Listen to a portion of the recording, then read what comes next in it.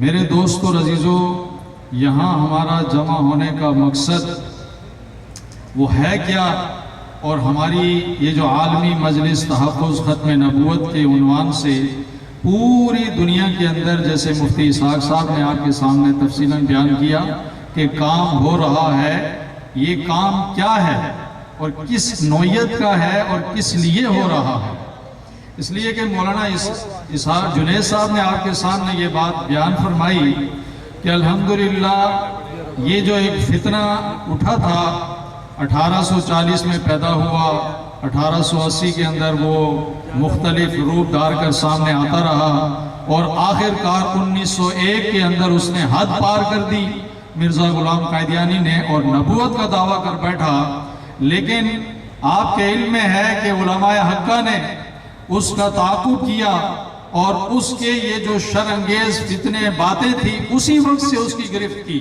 اور کرتے کرتے جب 1901 میں اس نے نبوت کا دعویٰ کیا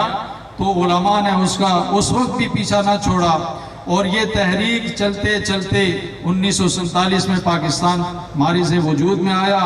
1953 کی تحریک آپ کے سامنے ہے کہ اس عنوان پر اور ختم نبوت کے حوالے سے الحمدللہ مسلمانوں نے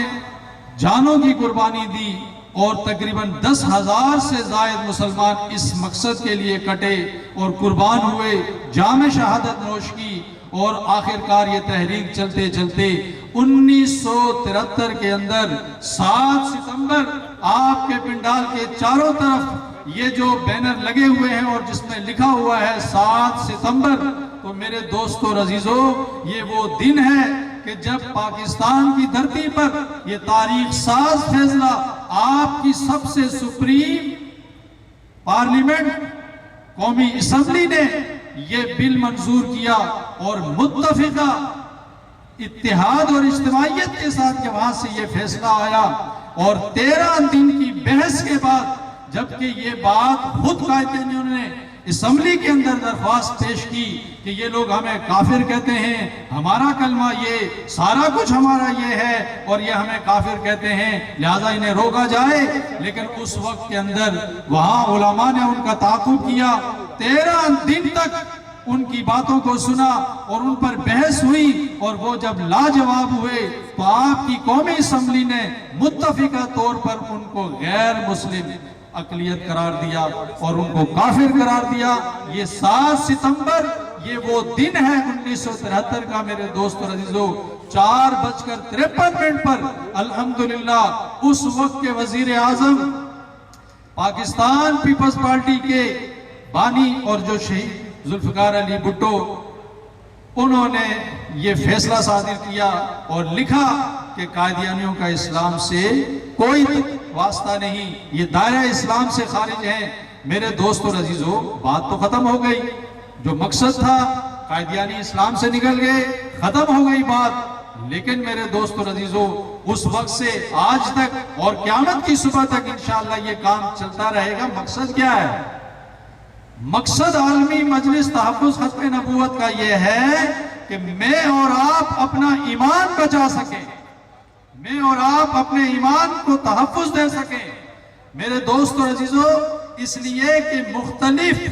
ہیلوں اور حربوں کے ساتھ قادیانی اپنے کام کے اندر سرگرم ہیں، اور سادہ لوگ مسلمانوں کو ورگلا رہے ہیں، گمراہ کر رہے ہیں۔ عالمی مجلس تحفظ ختم نبوت کا نیٹ ورک اور کام وہ یہ ہے کہ سارے مسلمان قیامت کی صبح تک اور قیامت کے دنیا کے آخری کونے تک جو انسان بس رہا ہے، جو مسلمان بس رہا ہے، وہ دنیا سے اس حال میں جائے کہ اپنے عقیدے کو، اپنے نظریے کو تحفظ کے ساتھ بچا کر اس دنیا سے چلا جائے، وہ کسی ہیلے باز کی اور چال انداز کی چالوں کے اندر پھنس کر اپنے ایمان کو ہاتھ سے نہ دھو بیٹھے۔ میرے دوست اور عزیزوں یہ عالمی مجلس تحفظ ختم نبوت کا مقصود اور منشور ہے۔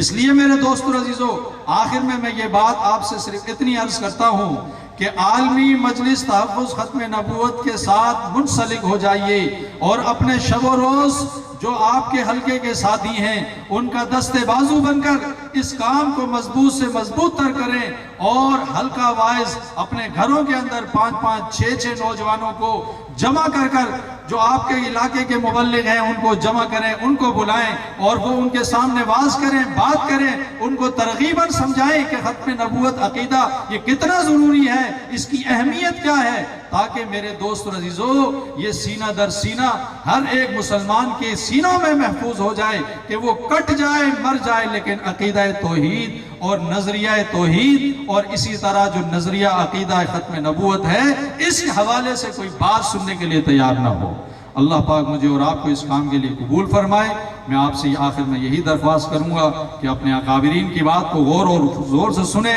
اور اس پر عمل کرنے کی نیت رکھیں۔ اللہ ہمارا حامی و ناصر ہو۔ وما علینا البلاغ۔